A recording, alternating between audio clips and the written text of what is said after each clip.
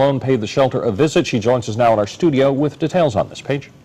Well, Bob, the shelter hasn't had the best reputation in the past, but the director has done a lot to make it the best it can be. And let me tell you, the staff really cares about what they do and the animals they take care of. The problem is there's just so many, and they're getting very few adoptions. Just about every day, there's a new face at the Prichard Animal Shelter. The problem is, Director Andrew Stubbs says animals tend to pop up out of nowhere.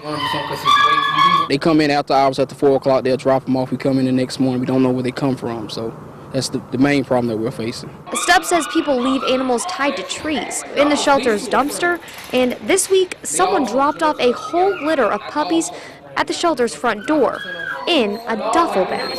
It takes an emotional toll on just the staff, along with the animals, and also with the owners. And the majority of animals brought in look like this, malnourished and in need of serious medical attention. 90% of the dogs that we bring in looks like that. And like I said, 90% of the dogs in this area are pit bulls, and they are being mistreated. Like I said, you see the nails that not eaten, not being dewormed, not being properly cared for. Marvin Daly is an animal resource officer. He responds to about 20 calls a day and sees a trend, people not caring for their pets. And not a day go by, we see it, we hear it, and we try our best to fix it, but it's hard. And that puts a lot of pressure on the shelter. Stubbs says every month 80 to 90 dogs pass through. Only about 5 of those get adopted. Stubbs says about 60 get euthanized and the rest are transferred to rescues. Last year, more than 900 dogs were taken into the shelter, and only 60 of them were adopted. It's a statistic the staff is trying to change. They're going out into the community and making their presence known. We're just trying to give our animals a second chance, and that's the most important.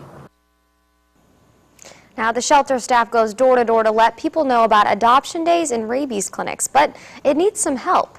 It's asking for donations, volunteers, and the most important thing, loving homes for the animals in Prichard. Now, if you can find the shelter's information on our website. In light of that, Paige, we also wanted to know how other animal shelters are doing in our area.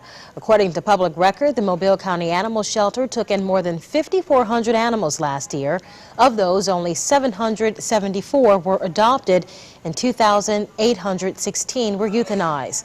In Baldwin County, nearly 5,000 animals were taken in. Of those, only 640 were adopted and more than 3,600 were killed. The animals that weren't adopted or euthanized were transferred to animal rescue foundations.